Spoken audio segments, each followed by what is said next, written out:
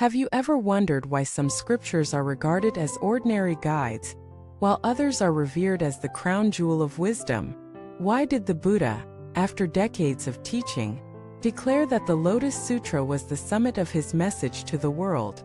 Welcome back to the channel. Today we'll journey into one of the most profound treasures of Buddhist tradition, the Lotus Sutra. This is not just another text. It is the very heart of the Buddha's intention, the final unveiling of his deepest truth, and the reason why generations of practitioners regard it with awe. The Lotus Sutra, or the Sutra of the Lotus of the Wonderful Dharma, was delivered late in the Buddha's life, after he had already shared countless other teachings.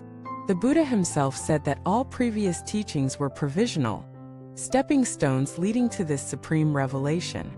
That alone tells us how extraordinary this scripture is. But the question remains why? Why is this sutra so unique, so challenging, that even seasoned monks turned away when it was spoken? According to the text, when the Buddha began teaching the Lotus Sutra, 5,000 monks left the assembly. These were not beginners. They were long-time disciples, practiced and learned. And yet, the truth proclaimed in the Lotus Sutra was so radical, so world-shattering, that they could not accept it. The Buddha did not chase after them. He simply said, "Stop, stop, stop. If you cannot accept this, then I will not teach further." He understood that only those prepared in heart and spirit could embrace what was being revealed. What was so revolutionary about this sutra? It declared the one vehicle, the teaching that all beings, without exception, can attain Buddhahood. This was not a teaching for elites, saints, or ascetics alone. It was a revelation that every single being carries Buddha nature. You are not destined to remain in suffering. You are not condemned to cycles of rebirth forever. You too can become a Buddha. This was not only liberating, it was shocking. For centuries, many believed that enlightenment was for the few, not the many. And now the Buddha was telling them, you are already that. You are simply lost. This radical inclusivity is why the Lotus Sutra is often called the crown jewel of Mahayana Buddhism. It proclaims that ultimate wisdom is not the privilege of a select few, it is the destiny of all. In the next continuation, we'll dive into the parables of the Lotus Sutra, the burning house, the phantom city, the hidden jewel, and show how these metaphors guide us to awaken. We'll also uncover why even hearing or chanting a single line of this sutra is said to bring immeasurable merit, more than offering treasures to countless beings. And we'll reflect on why, in the age of confusion and distraction, the Lotus Sutra is more relevant than ever. Let us now enter the heart of the Lotus Sutra, the parables, stories, and symbols that reveal its profound meaning. Unlike other scriptures filled with direct instructions, the Lotus Sutra often teaches through imagery, inviting us to reflect, interpret, and awaken not just intellectually, but intuitively. One of the most famous parables is the burning house. A wealthy man's house catches fire, but his children are too absorbed in their games to notice. He shouts at them, but they ignore him. Finally, he promises them wonderful carts outside: goat carts, deer carts, ox carts. The children rush out, and he saves them. But instead of the promised carts, he gives them all the greatest cart drawn by a magnificent white ox. This parable is clear. The burning house is samsara, the endless cycle of suffering. The children are us, too distracted to see our peril. The Father is the Buddha, using skillful means, sometimes small promises, provisional teachings to lure us out of danger. But in the end, he gives us the one vehicle, the path to Buddhahood for all. The ox cart is not just safety, it is supreme liberation. Another parable is the phantom city. Travelers set out for a distant treasure but grow weary along the way. Their leader conjures a magnificent city for them to rest in. Once they've recovered, he makes the city vanish and leads them onward to the real treasure. Again, the message is clear. Many of the Buddha's earlier teachings are huntship, individual liberation, temporary peace are not the ultimate destination. They are phantom cities, resting places. Helpful but not the end. The final goal is Buddhahood itself. Then there is the hidden jewel.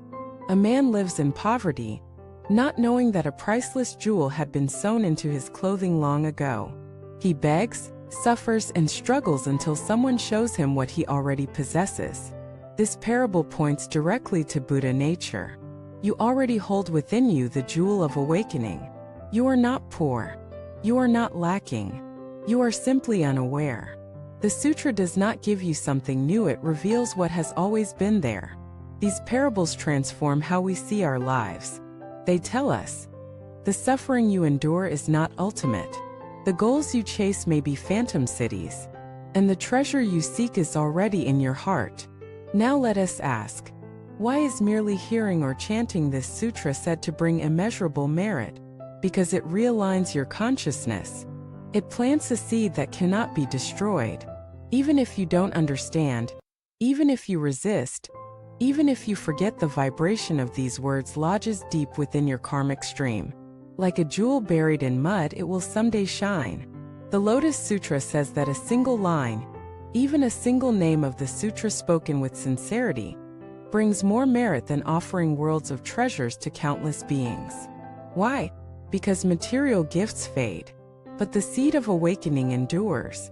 And this is why so many practitioners through the centuries have devoted themselves to chanting it not as blind ritual, but as intimate communion with the Buddha's deepest intention. Nichiren, the Japanese Buddhist reformer, made this sutra the centerpiece of his entire movement. He proclaimed, chanting its title, Nam-myoho Renge-kyo, is itself a direct path to enlightenment. Others chant the entire text, not for knowledge alone, but to immerse themselves in its field of blessing. But beyond chanting, the real challenge is to live the sutra, to see yourself not as a beggar, but as one already carrying the jewel, to see your hardships not as punishment, but as phantom cities guiding you onward, to see every being not just monks, not just saints, but every being as a future Buddha. If you live this way, the world changes. Your enemies become teachers. Your pain becomes firewood for compassion. Your joy becomes a shared feast.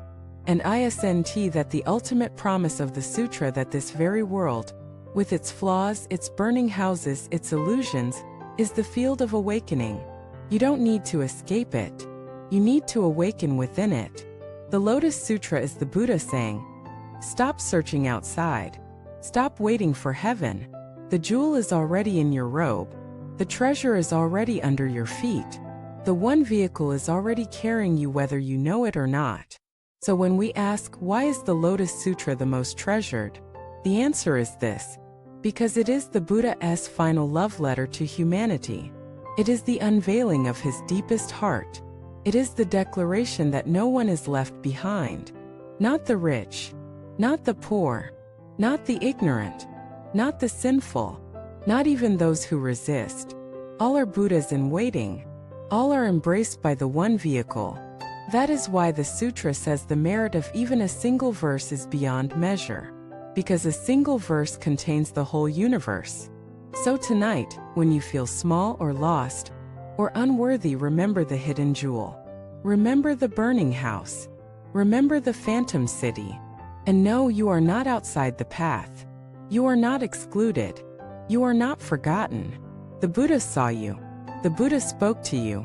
And his words live still. Thank you for watching this video. If this touched your heart, please like, subscribe, and share it with someone who may feel far from the path. And in the comments, tell us what parable of the Lotus Sutra speaks to you most. Let us keep this jewel shining together.